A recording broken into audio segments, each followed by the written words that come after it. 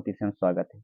साथियों, आज हम एक बहुत ही ज़्यादा अहम टॉपिक पे बात करने जा रहे हैं और जो टॉपिक रहने वाला है वो टॉपिक ये है कि सर, क्या ऑनलाइन पढ़ाई तैयारी करने से क्या मेरा बीपीएससी टीआरई 4.0 में होना पॉसिबल है कि नहीं, और संभावना है तो कौन से मुख्य कारक या मुख्य बिंदु होते हैं जो हमारे ऑनलाइन पढ़ाई को इफेक्ट करते हैं और उस पर बुरा प्रभाव डालते हैं। कि साथियों, ऐसी बात नहीं कि ऑनलाइन पढ़ाई करने से जो है क्लियर नहीं होता लोगों का।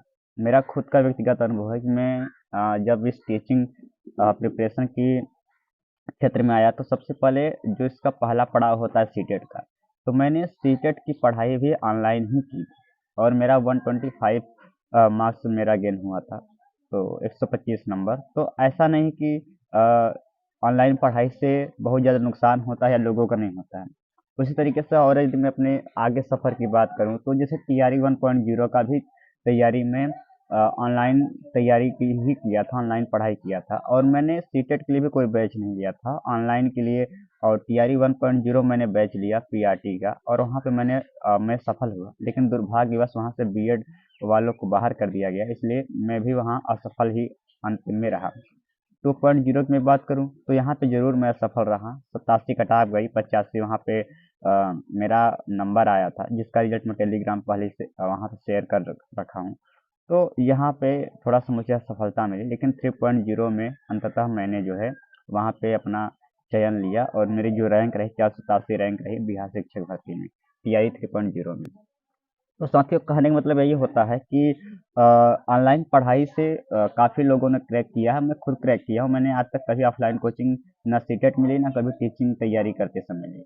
लेकिन जो साथी अभी नए नए ऑनलाइन पढ़ाई में आते हैं या फिर अभी अभी जो है एक मन में संशय बना हुआ है कि सर थोड़ा सा मुझे संशय है कि इससे हो पाएगा नहीं हो पाएगा, तो उनके मन में ये संशय बनना स्वाभाविक है, क्योंकि वो खुद कुछ न कुछ गलतियों को दोहरा रहे हैं, जिसके वजह से उनका 2-4 नंबर से आगे पीछे हो जा रहा है।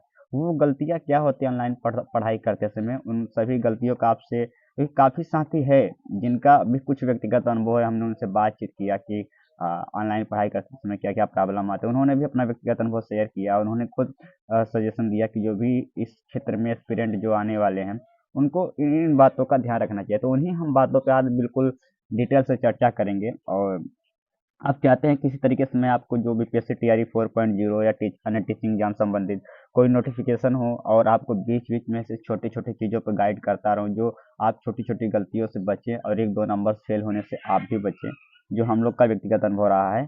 तो वो आप गलतियां ना दोहराएं, आप भी जो है आप पहले बार में ही अटेम्प्ट क्लियर करें। इसीलिए ये वीडियो हम बनाने की कोशिश किए हैं और आगे आगे भी कोशिश करते रहेंगे। तो प्लीज़ आपसे रिक्वेस्ट है, चैनल पर नए हैं तो सब्सक्राइब करके जुड़ जाइए। और आइए शुरू करते हैं वीडियो को। तो डू इट फॉर 100% सक्सेस, कुछ चीज़ें हैं जो आप जो है यदि करेंगे तो आप निश्चित रूप से 100% सक्सेस हो गए, और भी ऑनलाइन तैयारी करके। अगर मैं पहला पॉइंट की बात करूँ तो वो क्या है, फिक्स स्टडी प्लेटफॉर्म। देखिए साथी, होता क्या है कि जैसे हम कभी ऑफलाइन कोचिंग जाते हैं तो वहाँ पे माहौल क्या होता है, वहाँ पे यही माहौल होता है कि एक फ्रेश रूम होता है, एक आपका एक फिक्स टाइम टेबल होता है कि आपको इतने बजे जाना है और वहाँ बैठ जाते हैं, आप फ्रेश माइंड से होकर बैठते हैं। ऐसे नहीं कि धूल हाथ पैर में धूल मिट्टी लगा हुआ है, आपका दिमाग कहीं और, पूरे माइंड से पूरे फिजिकली और मेंटली आप दोनों तरीके से वहाँ प्रेजेंट होते हैं। और जैसे क्लास चलता है तो बाकी सारी चीज़ें बिल्कुल सिस्टमेटिक तरीके से आपको समझ में भी आती है और आपकी स्टडी बिल्कुल बढ़िया चलती है। ऑनलाइन में ये होता है कि आप जो है इस पे आप, क्योंकि वहाँ पे कोई डिसिप्लिन तो होता नहीं, ऑनलाइन घर पे हैं आप, तो आप जो है इधर उधर तरीके से इसका मिसयूज करते हैं कि आप रजाई में बैठे हैं पढ़ रहे हैं, दोस्त से गपशप कर रहे हैं पढ़ रहे हैं, इधर उधर कुछ भी कर रहे हैं, टीवी देख रहे हैं पढ़ रहे हैं। ठीक, तो आप कहीं फोन सर पर रख कर पढ़ रहे हैं, तो कहीं नीचे रख कर पढ़ रहे हैं, तो कहीं इधर उधर करके आप पढ़ते हैं। आपको ये बिल्कुल नहीं करना है।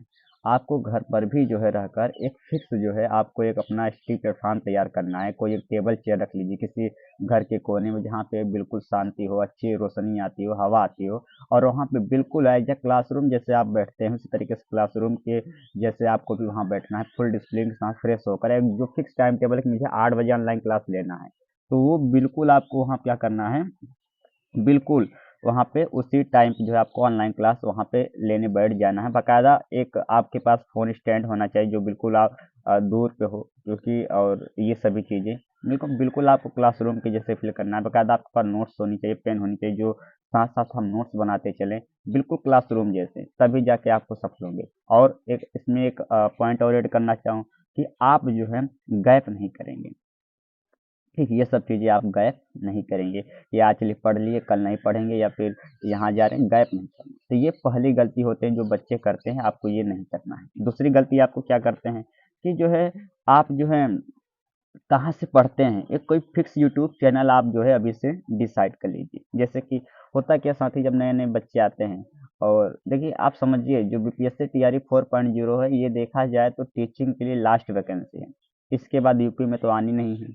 और जो सेंट्रल गवर्नमेंट की जॉब होती है, D triple S B, NVS, KVS, उसमें जो कितनी फाइट होती है, इतनी कम सीटें होती हैं, तो उसमें तो थोड़ी मुश्किल बन जाती है। ऐसे में बात करूँ, राजस्थान में 80,000 है, और राजस्थान के ही बच्चे भरे रहेंगे। तो ये टीआरई 4.0 1,37,000 वैकेंसी है, इससे अच्छा चांस नहीं मिल सकता है। और ये आपका समझ के रखिए दिमाग में कि ये अंतिम अवसर है, इसलिए जो यहाँ पे एक भी आपकी गलती आपको भारी पड़ सकती है, इसलिए पूरा का पूरा आपको यहाँ पे ध्यान 100% देना देना है। तो इसमें गलती आप क्या करेंगे, दूसरी सबसे बड़ी गलती ये होती है बच्चों की कि यदि पहली बार आप जो है तैयारी कर रहे हैं बीपीएससी टीआरई 4.0 की, तो आप जो है पेड बैच नहीं लेते हैं। 1,000 की पेड बैच आती है, और हम लोग सोचते हैं चलो बचा लेंगे 1,000 रुपया। देखिए आज जब असफल हो जाएंगे तो ये 1,000 रुपया आपको बहुत ज़्यादा जो है आपको कोसेगा कि 1,000 रुपया क्या ही था। जैसे आप लोगों ने बीएड में इतना फीस खर्च कर दिया, सीटेट में इतना तैयारी में आने जाने में, तो एक बार 1,000 रुपया क्या ही होता है। आप 1,000 रुपये किसी तरीके करते करके 1,000 में मिनिमम बैच मिल जाती है। चाहे आप ऑफिसर्स अकेडमी का ले लीजिए, सचिन अकेडमी का ले लीजिए, इसी तरीके से आप चाहे तो कि अगर टीचिंग परीक्षा का ले लीजिए, तो आराम से 1,000 में अच्छा बैच मिल जाती है, इसमें बहुत ज़्यादा घबराने की बात नहीं है। तो आप 1,000 रुपया जुगाड़ कर लीजिए कहीं से, और पैड बैच ले लीजिए। आप पैड बैच ले लीजिए, उसके बाद यदि आपको कहीं से भी अदर से भी पढ़ रहे हैं, लेकिन एक बार कम से कम वहाँ पे मान लेते हैं आपने ग्रेविटी चैप्टर पढ़ी, गुरुत्वाकर्षण चैप्टर पढ़ी, तो आपने कहीं से भी पढ़े, आप बुक से पढ़े, लेकिन एक बार वहाँ पे पीडीएफ जो क्लास कराया है टीचर, वो देखिए कि आपने जो पढ़ा है क्या वो डाटा उससे मैच कर रहा है, क्या वो सभी चीज़ें, वो जो स्टेप है, वो जो सभी चीज़ें हैं, क्या कहते हैं सिलेबस, क्या वो मेरा कवर हो रहा है कि नहीं हो रहा है। कि जो टीचर पढ़ाएगा वो बकायदा बीपीएससी का जो उसको अनुभव रहा है पिछला एग्जाम का, वो उसी को ध्यान में रखकर पढ़ाएगा। आपने कभी बीपीएससी का एग्जाम नहीं दिया है, ने बहुत ज़्यादा पेपर का एनालिसिस किया है, तो आप ये नया नया चीज़ पढ़ेगा कि आप क्या पढ़े क्या छोड़े। तो आप जब वहाँ से एक बार पीडीएफ देख लेंगे, आप खुद कहीं से पढ़ेंगे, वहाँ से बस पीडीएफ देख लेंगे, तो आपका बिल्कुल 100% श्योर हो जाएगा कि आप जो है जो पढ़ रहे हैं वो सही पढ़ रहे हैं, इसी तरीके से पढ़ते जाते। तो वो आपके लिए एक पैड बैच का जो पीडीएफ रहेगा, वो आपके लिए गाइड का काम करेगा, पहली बात। दूसरी बात, यदि आप जो है पहले से पढ़ चुके हैं टीआई 3.0, तब तो कोई बात नहीं, आप उसी नोट्स को रिवीजन करिए। तो पैड बैच आप ले लीजिए, या जो आप पहले पढ़ चुके हैं उसके नोट्स को रिवीजन करिए। फालतू इधर उधर जो है यूट्यूब पे नहीं जाना। हालांकि यूट्यूब पे ऐसा नहीं कि यूट्यूब पे जो लड़के फ्री पढ़ते हैं उनका जो है होता नहीं होता है, लेकिन उनके लिए भी एक खासियत होती है कि वो 2 से 3 दिन जो है अपना समय देकर अपने लिए एक बेस्ट हिंदी पढ़ा, हिंदी है, मान लेते सिस्टम कोई सब्जेक्ट है, हिस्ट्री पॉलिटी है, मान लेते करंट अफेयर है, मैथ है, क्या कहते हैं इंडियन मूवमेंट है, तो वो कहीं से कोई सब्जेक्ट पढ़ते हो तो पहले से चूज कर ले कि मुझे इसी से पढ़ना है, इसके बाद आगे पीछे मुझे कुछ नहीं पढ़ना, इन्हीं टीचरों से पढ़ना है। बार बार एक्सपेरिमेंट मत करिए, 90 दिन में बहुत ज़्यादा आप 9 9 8 8 सब्जेक्ट तैयार करना कोई मजाक नहीं होता है कि आप खुद पे एक्सपेरिमेंट करें, चलिए आज उससे पढ़ रहे हैं, कल उससे पढ़ रहे हैं, फिर 10 दिन बाद उससे पढ़ रहे हैं। एक टीचर को पकड़िए, वो जो शुरू से पढ़ा रहा है भरोसा करिए, उसी से पढ़ते जाइए। ठीक, तो आप ये काम करिए, यूट्यूब से ही फ्री में पढ़िए, तो वो जो फ्री पढ़ रहे हो उसका प्लेलिस्ट बना लीजिए, मुझे इसी टीचर से पढ़ना है, उसी टीचर से लगे रहिए अंतिम तक। तो ये आपको करना है, बार बार इधर उधर भागना नहीं है, फालतू के इधर उधर वीडियो में, फालतू के इधर उधर टीचरों में भागना नहीं है। सबसे जरूरी बात आपको ये करना है। अगला जो सबसे जरूरी बात ये है तीसरी, कि आपको जो है डीएनडी सर्विस ऑन करना है। ये क्या होता है, देखिए जब आप स्क्रॉल करते हैं ऊपर फोन को, तो वहाँ पे जैसे एयरप्लेन मोड होता है, ब्लूटूथ मोड होता है, तो वही एक डीएनडी सर्विस होता है। उसको ऑन जैसे ही करेंगे, उससे क्या होगा कि जो भी फोन्स हो, कॉल्स हो, जब आप ऑनलाइन तैयारी करते हैं, तो पता लगे आप ऑनलाइन पढ़ रहे हैं और बीच में किसी का फोन आ गया, चाहे आप 10 सेकंड ही बात किए, लेकिन उससे जो है आपका एक बार माइंड डिस्ट्रैक्ट हो ही जाता है, चाहे आप मम्मी पापा किसी से भी बात किए। तो इसलिए सबसे ज़रूरी ये हो जाता है, जैसे आप डीएनडी सर्विस ऑन करते हैं, तो क्लासरूम में क्या होता है, क्लासरूम में आप थोड़ी फ़ोन उठा लेते हैं, क्लासरूम में यही तो होता है ना, फ़ोन आए चाहे ना, क्लासरूम के बाद ही आप फ़ोन उठाते हैं, लेकिन घर पे तो आप तुरंत उठा लेते हैं।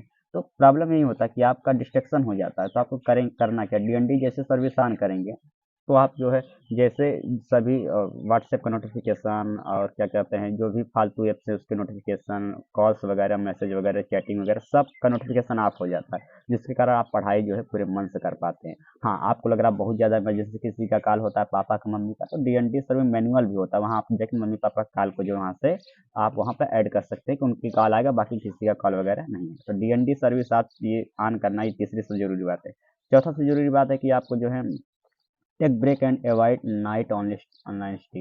ये क्या होता है कि देखिए साथी, होता क्या है ना कि आप जो है लगातार जब ऑनलाइन पढ़ते हैं तो लगातार पढ़ने की कोशिश करते हैं कि आप बैठ गए और पढ़ रहे हैं पढ़ रहे हैं पढ़ रहे हैं। आपको ऐसा नहीं करना है। देखिए एक समय के बाद 40-45 मिनट बाद ये होता है जब लाइट बार बार लाइट आपकी आंखों पर पड़ता है तो आपकी आंखें इफेक्ट हो जाती है, जाहिर सी बात है आंखों में स्ट्रेस आ जाता है, जो उसकी आइरिस वगैरह होती है।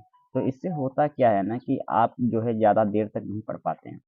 तो सबसे बड़ी समस्या ये होती है कि आप धीरे-धीरे बहुत जल्दी आपका मेंटली आप जो है आपको हेडेक हो जाता है। तो आप 45 मिनट ऑनलाइन क्लास देखने के बाद जो है उसको 15 मिनट ब्रेक लेना है, आँखों को थोड़ा-सा रिलैक्स देना, उसके बाद फिर 45 मिनट ऑनलाइन क्लास लेना है, ये करना है। और साथ में कोशिश यही करिए कि रात को जो है ऑनलाइन क्लास लेने से बचें, क्योंकि रात में क्या होता है कि रात में जो आँखों पे लाइट का इफ़ेक्ट ज़्यादा खतरनाक हो जाता है और जल्दी आप हेडेक में आते हो, आपको नींद आने लगती है। तो रात को जो भी रात को आप अभ्यास करिए, नोट्स रिवीजन करिए, बुक्स पढ़िए, फैक्ट रिवीजन करिए, ये सब करिए। बाकी दिन में आपको क्या करना है, ऑनलाइन क्लास देखना है, ये करना है। पाँचवा सबसे बड़ी बात है, आप फिक्स टाइम टेबल करिए। जैसे ऑनलाइन क्लास करते समय ये नहीं कि आज कुछ भी पढ़ेंगे, आज कुछ भी, उसमें फिक्स कर दीजिए मुझे इतने से इतने बजे तक मुझे इसकी क्लास देखना है, इतने से इतने बजे तक इसकी क्लास देखना है, इतने से इतने बजे तक इतनी इसकी क्लास देखना है। सब कुछ फिक्स टाइम टेबल से, ये नहीं कि चलिए आज हिंदी पढ़ लेते हैं, कल मैथ पढ़ लेते हैं, किसी दिन कुछ नहीं पढ़ेंगे, किसी दिन कुछ पढ़ लेंगे। इससे क्या होगा कि आपका जो है एक एक चैप्टर खत्म होता है, दूसरा आपका इकट्ठा होता जाएगा और एक समय इतना ज़्यादा ऑनलाइन क्लास इकट्ठा हो जाएगा कि आपके लिए देखना फिर मुश्किल हो जाएगा। इसलिए आप फिक्स टाइम टेबल से पढ़िए, जो आपके लिए बहुत ज़रूरी है।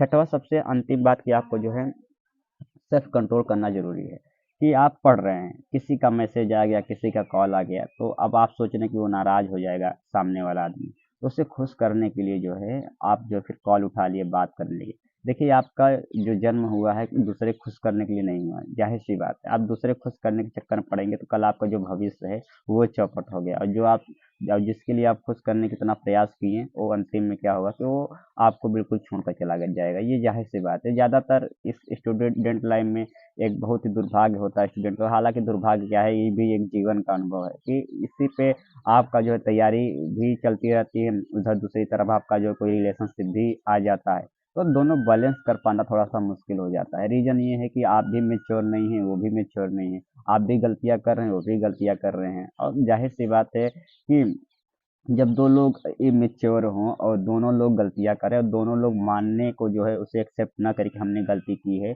तो वहाँ पे थोड़ा सा स्ट्रेच आ जाता है, बात बात विवाद हो ही जाता है।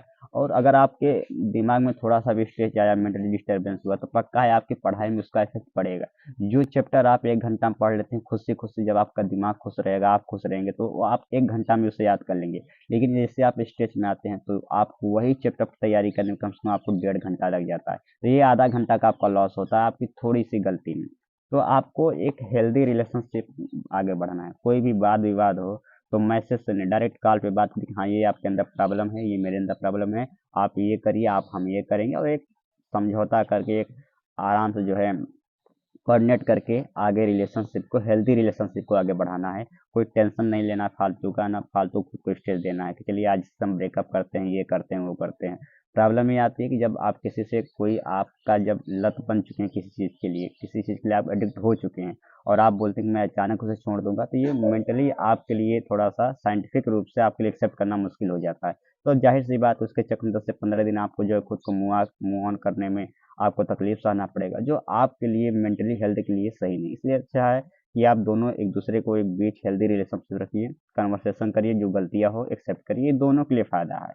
और आप ये देख लें कि एकदम बिल्कुल सामने वाला एकदम बेवकूफ़ है कि बिल्कुल भी नहीं मान रहा है, तो आप वही करिए, क्योंकि आपके पास वही एक लास्ट ऑप्शन बचता है। लेकिन फिलहाल मेरा यही कहना है कि जो भी गलतियां हो एक दूसरे से बातचीत करके हल करिए, अपनी प्रॉब्लम बताइए, अपने घर की प्रॉब्लम बताइए, वो भी समझेंगे कि हाँ इसके लिए जॉब कितना ज़रूरी है, इसके लिए वो परिवार परिवार कितनी, इसके ऊपर कितनी जिम्मेदारी है, और ये इसके लिए ये वैकेंसी जो है इसलिए कितना इम्पोर्टेंट है, और वैकेंसी के बाद उसको भी कुछ प्रॉफिट होगा। ये सभी चीज़ें आप एक दूसरे से शेयर करिए, खुल के शेयर करिए, इसमें कोई शर्म वाली बात नहीं। घर की कंडीशन बताना किसी को शर्म की बात नहीं, सबके घर में बुरी कंडीशन होती है। तो ये सभी चीज़ें आप ध्यान रखिए। और ये जो पाँच छह चीज़ें हैं, मैं फिर से एक बार बता दे रहा हूँ जो आपके लिए सही होगा। पहला चीज़ तो एक कोई फिक्स क्लासरूम जैसे अपने घर में व्यवस्था कर लीजिए। दूसरा आपको जो है क्या करना है, जो भी जिस चैनल से पढ़ना है दूसरा उसे फिक्स कर लीजिए, बहकना नहीं है। डीएनडी सर्विस ऑन करना है, बीच बीच में ब्रेक लेना, ऑनलाइन क्लास करते समय रात को ऑनलाइन क्लास देखने से बचना है। और एक फिक्स टाइम टेबल आप कर लीजिए कि मुझे कब किस टाइम में क्या पढ़ना है ऑनलाइन। और साथ में सेल्फ कंट्रोल अपने घर के लिए, अपनी कंडीशन के लिए, अपने सिचुएशन के लिए 90 दिन यदि आपने जो किसी तरीके से जिंदगी कंट्रोल कर अपनी बुरी आदतों पर कंट्रोल कर लिया, यकीन मानिए आपका सिलेक्शन बिल्कुल निश्चित है। नहीं तो आप समझ लीजिए जितना ज़्यादा कट ऑफ जाता है, इतना ज़्यादा क्या कहते हैं, चीज़ें आजकल कठिन हो गई है कि सरकारी नौकरी लेना समझ लीजिए कि मोक्ष लेने या मुक्ति लेने के बराबर हो गई है।